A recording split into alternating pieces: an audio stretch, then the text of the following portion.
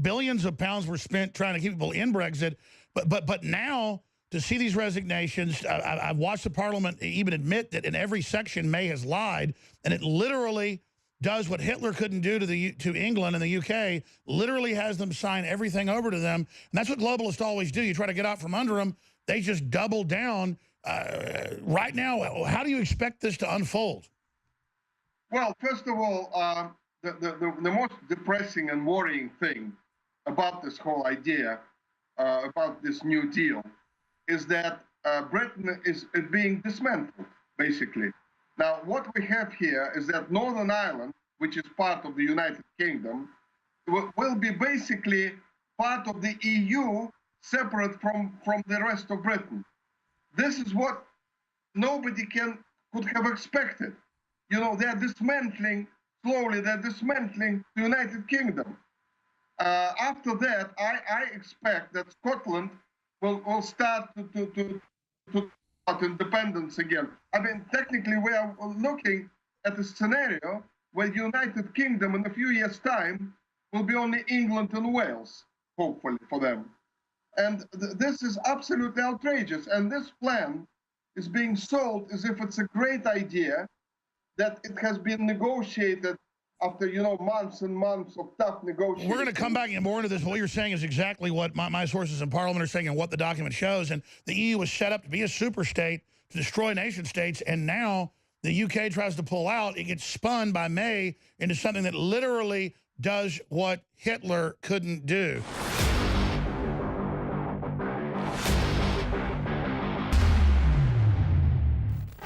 This is an emergency transmission from deep in the heart of Texas. The U.S. resistance against a global corporate combine, empowered and funded by Communist China, allied with the big mega banks that set up Communist China in 1949.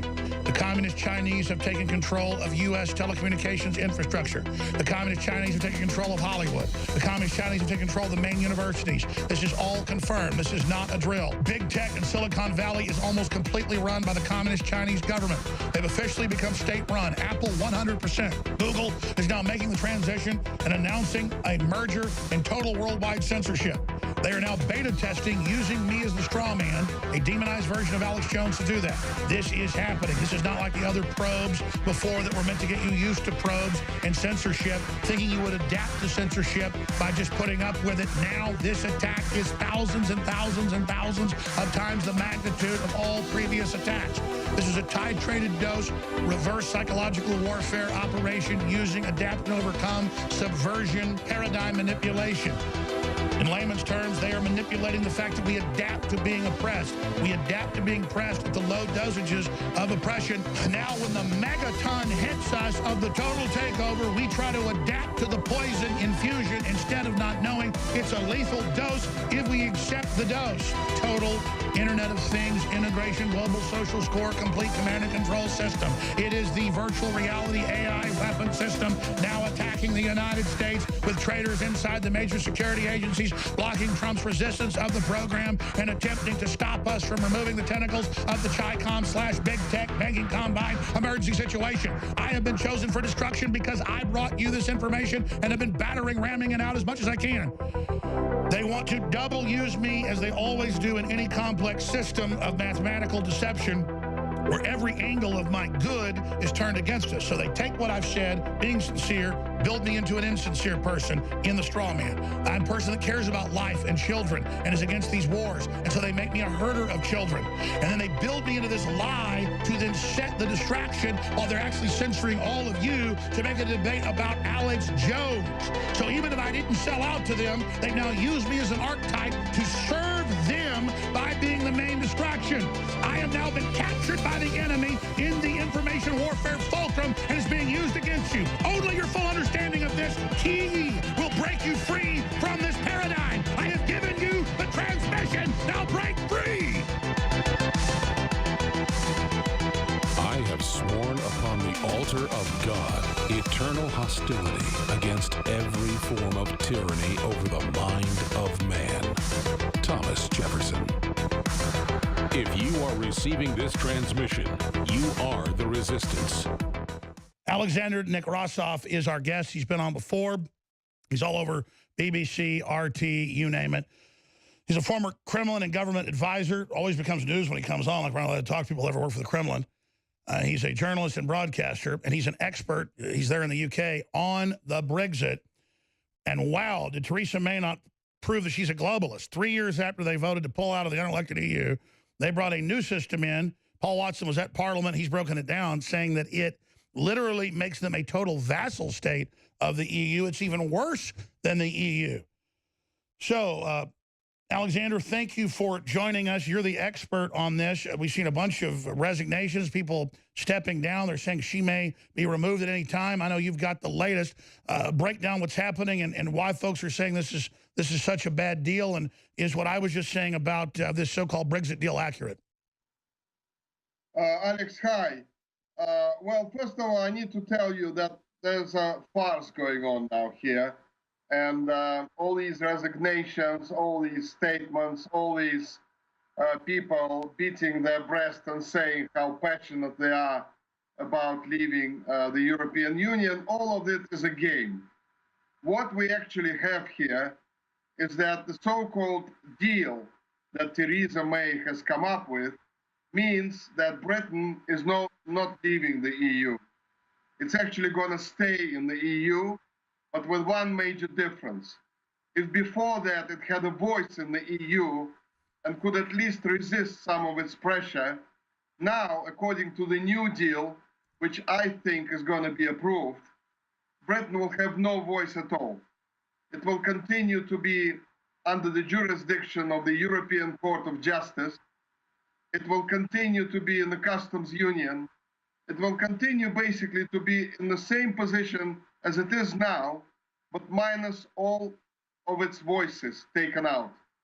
So what we have now is Britain is going to be turned into a vassal state. Now, what Theresa May is saying is that allegedly this situation will only last for a while they are trying to negotiate proper terms. But this situation can last forever. Technically, it can go on and on and on and on and on. And I'm watching how the British media is covering this whole thing. And it reminds me of how your American media has been covering Trump. You know, everybody talks in exactly the same language, uses exactly the same words, and yet nothing is being said that has anything to do with reality. So it's very, very similar, and even the Russian angle is very similar.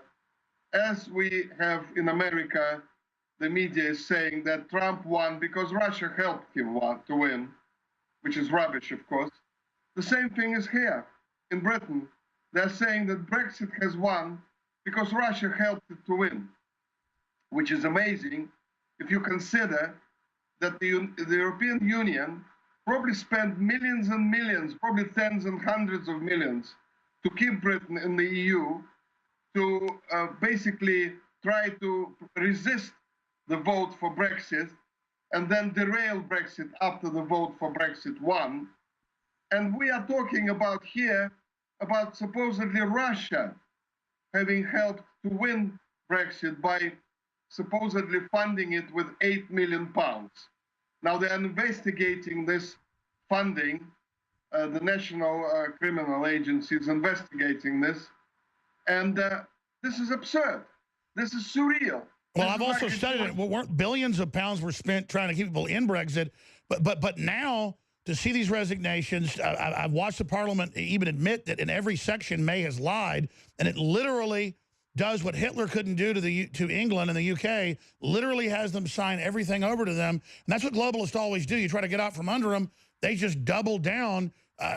Right now, how do you expect this to unfold? Well, first of all, the most depressing and worrying thing about this whole idea, about this New Deal, is that Britain is being dismantled, basically. Now, what we have here is that Northern Ireland, which is part of the United Kingdom, will be basically part of the EU, separate from the rest of Britain. This is what nobody could have expected. You know, they're dismantling, slowly they're dismantling the United Kingdom. After that, I expect that Scotland will start to independence again. I mean, technically, we are looking at a scenario where the United Kingdom in a few years' time will be only England and Wales, hopefully for them. And this is absolutely outrageous. And this plan is being sold as if it's a great idea, that it has been negotiated after, months and months of tough negotiations. We're going to come back and more into this. What you're saying is exactly what my sources in Parliament are saying and what the document shows. And the EU was set up to be a super state, to destroy nation states, and now the UK tries to pull out. It gets spun by May into something that literally does what Hitler couldn't do. Ladies and gentlemen, this is unbelievable. But the good news is, despite the corporate press pushing this is a great deal, people are fighting back. Alexander Nekrasov is our guest. He's a former Kremlin official. He's also a journalist and more very respected. He goes all over British, UK, and European news. And I'm just fascinated because they claim there's all this Russian collusion in the 2016 election, but Russia's a diverse country like the United States or any big industrial and cultural and economic and technical power. And most of the stuff there is like here, a bunch of leftist globalists running around foaming at the mouth. So they go, oh, look, there's bots influencing the election. Even the Wall Street Journal admitted 80% of the bots were bought by Democrats because you can get around campaign laws and go to Russia or England, like Cambridge Analytica, or Canada, and you go and you buy the PR from countries that offer it. You're not getting it from the country, you're getting it from the company. Michael Moore went to demonstrations organized by Russian bots, by the Democrats, because they could get around the laws going there. It's just crazy. And I don't want to go down the Russia rabbit hole because no one I know buys it. And they've now kind of moved on from it. But when Italy says, we don't want to be under the unelected EU and be flooded by North Africans, they say, oh, Russia did it. Or Austria says, we're pulling out of the UN treaty because they're flooding us with illegals. Oh, the Russians did it. You know, if somebody baked their child a cake, the Russians did it. People say, I don't have any success except for the Russians. It's really insulting to everybody out there, and it's pure bull. But our guest was not just saying this earlier. Even The Guardian says now Brexit really is threatening to tear the UK apart. Well, that's because that's what it does. So we're in this position right now. Then they say Britain's Populist Party has an InfoWars editor for a spokesman. Jewish leaders are worried. We have nothing to do with putting down anybody for their ethnicity or religion. So this is the weaponization they've got, trying to stop us supporting the UK and sovereignty existing. And so if Putin is involved in any conspiracy, it's this. It's a public conspiracy of leadership. And, you know, I decided, since I've been persecuted for supporting sovereign nations, especially sovereign nations that are promoting the family and Christianity, that I think Putin has done great things. And I admire the fact that he has gotten the Russians to have children again. And he's protected the nation from radical Islam. And that he's proud of their sovereignty. That's what we need. And Trump's been doing that too. And they say that's dirty. No. The people that tell you you're dirty if you have a country and a culture, they are called the enemy, trying to demoralize you to stand down so they can take over. And the unelected EU and their drunken Nazi-heir leader Juncker is an abomination. The man is basically the king of Luxembourg because his grandfather, the most powerful Nazi after Hitler, literally took the country by force. These people are a joke. And now an unelected EU lets this drunk slap world leaders in the face, piss on himself. He wears the wrong color shoes. That's the latest video. And grabs women by the ass in public. I mean, we're ruled by this. There he is in a brown and black shoe. Back it up. They come and they tell him that he's drunk. You back it up before that. And he figures it out. Your lordship, he's German royalty. And by the way, I'm part German. My daughter, with my wife's almost like 75% German. I think it's German heritage. But Juncker is a monster, ladies and gentlemen. He's out of.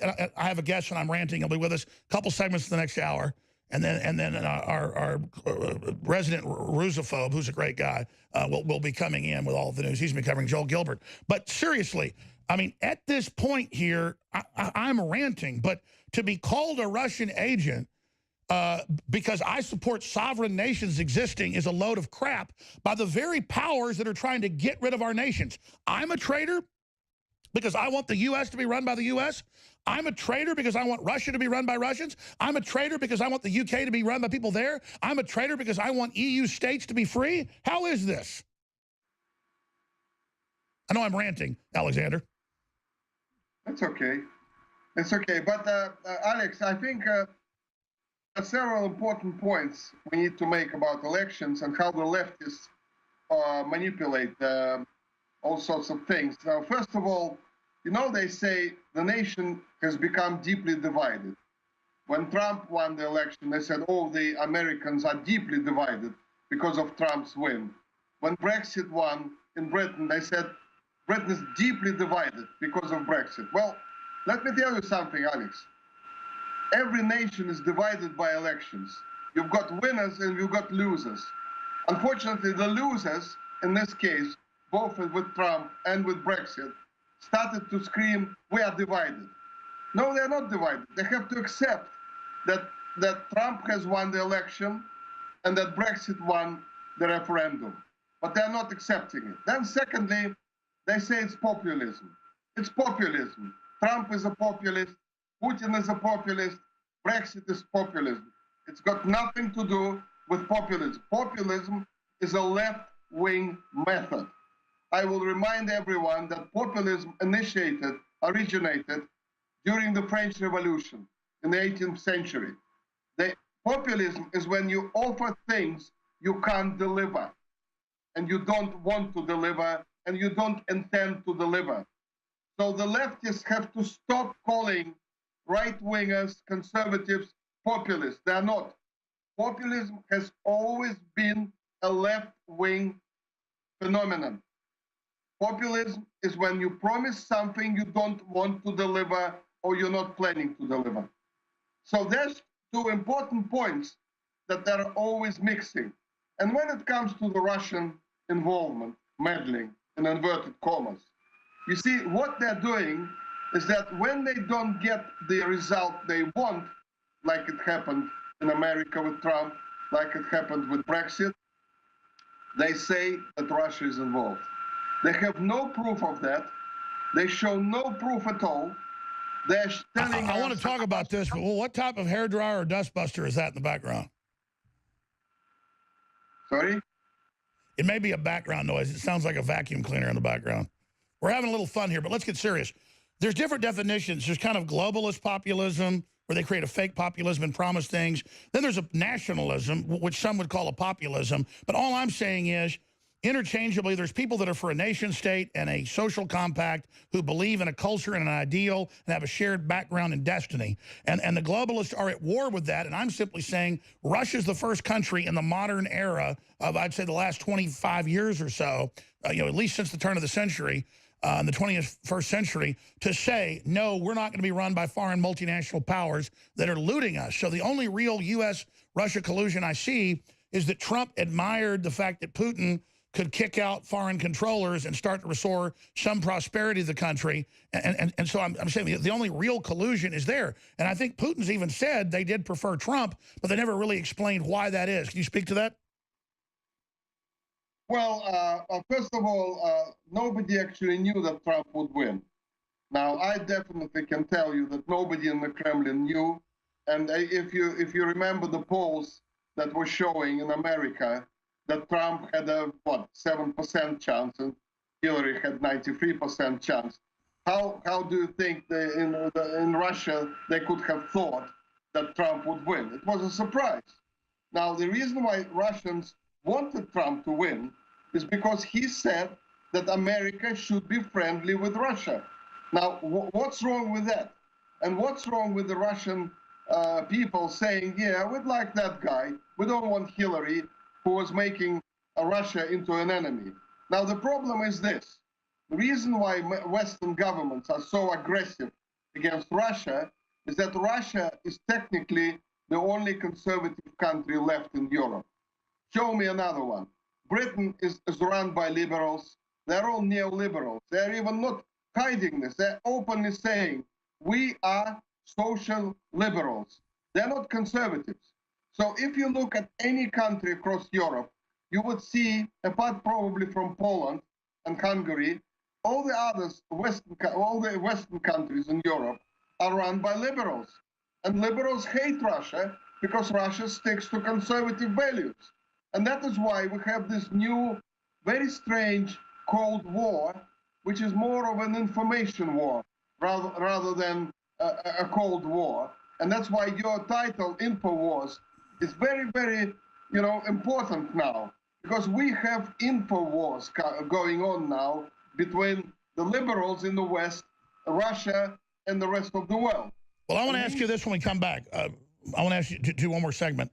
And I was just joking around earlier. I think you have an internal fan on your computer, but it's no big deal. You're joining us live from the UK. When we come back, I want to ask you, gut level, where do you see this going with the EU saying, okay, we'll give you Brexit. We'll just totally take control of your country. And they're forming an EU army to openly suppress states. And Macron says we need a military to fight the U.S. And Trump made the point, but, if it wasn't for the U.S. and Russia, for that matter, you'd be speaking German. It's pretty amazing. And like you said, Hollywood hates Russia because Russia will not teach 5-year-old boys how to, give other men fellatio. I mean, it really comes down to that, and to dress like little girls. They want Putin to put Russian boys in dresses and teach them how to do that. This is just horrifying that Teresa May tried to keep the text of this secret till the 11th hour, and we get it, and it just is such a flabbergasting power grab. And then you look at Juncker, if you're a radio listener, I showed the video, wearing, on the podium, a brown shoe and a black shoe, can hardly talk. Shots of him slapping men in the face, grabbing women by the rear end, stumbling around. And the guy is just a super evil dude. And he just gets to do whatever and it's like, really? The heir to the Nazis stumbling around? And he's unelected and he rules everything. And then he said when Trump got elected at Davos with the Chi-Com leader, he goes, we will crush America, in a statement. He said, we will, I mean, it's like, and then I'm the enemy and this is the good guy. I'm the traitor because I don't want nuclear war with Russia. And if Russia was involved in our business like China, I'd be against Russia. It's just not going on. So, Alexander, finishing up here with other tidbits, where do you see this whole Brexit scam going? Well, Alex, the problem is, of course, that the EU is basically a sinking ship. Not much is said about this, but the EU has a very, very, I would call it semi-legal quantitative easing program when it pumps up to 80 billion a month of newly created electronic money into its markets to keep them afloat. If this program would have stopped, this program is by the European Central Bank, but basically it's a German bank. Germany runs the European Central Bank. So every month, and Germany came up with the EU plan under, who was the guy's name? Adolf Hitler? Oh, sorry. Well, all sorts of Nazi dictators came up with the EU plan. Vladimir Lenin wanted the United States of Europe. Napoleon wanted the same thing.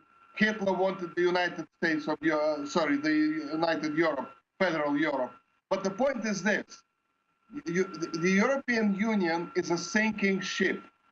Britain does not benefit from being part of the European Union simply because Britain is damaged economically by the European Union.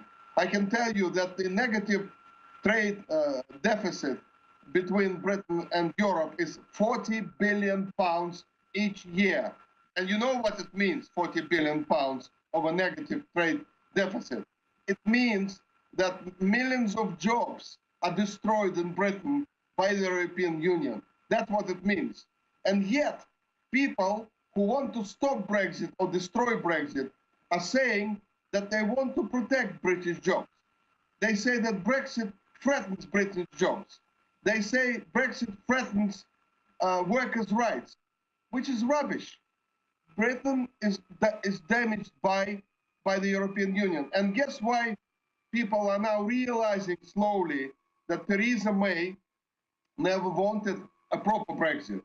Because Teresa May has managed to spoil relations with the Trump administration, which is unique in itself, and she managed to spoil relations with Russia, which is a key partner of Britain if it really wanted to leave the EU. Russia would have provided a huge market for British goods. But Theresa May and her government, they created this semi-war with Russia. They blame Russia for practically everything that's going wrong in Britain. And here's the final point. Russia is not bringing in massive hordes of radical Islamists to replace the population. The EU is. Russia is now allowing white South Africans and others to flee there. And this is not all race-based. It's religious-based, too.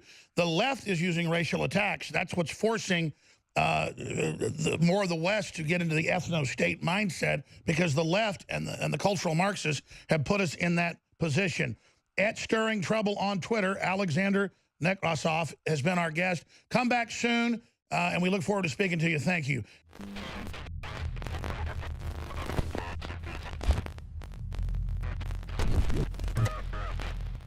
The globalists know that if they suppress the good halogen and pump the environment full of the bad halogens, fluoride, chlorine, bromide, you name it, that it lowers IQ. It literally dumbs the population down. And on our quest to bring our listeners and viewers the best iodine in the world, we've gone through two permutations. First, seaweed-based iodine that was pretty good but hard to source, and the globalists tried to block us getting a supply of it. So we discovered deep earth crystals of pure nascent iodine and brought you X2 that's been incredible. Now, due to the establishment trying to block that, we did more research and secured more of the deep earth crystals of nascent iodine. But chemists, scientists, and others showed us the research that by combining it with 3 other compounds, 2 forms of iodine and vitamin C, it supercharges it and makes it even more bioavailable. Ladies and gentlemen, you want to research it, you want to see it. It's an incredible discovery.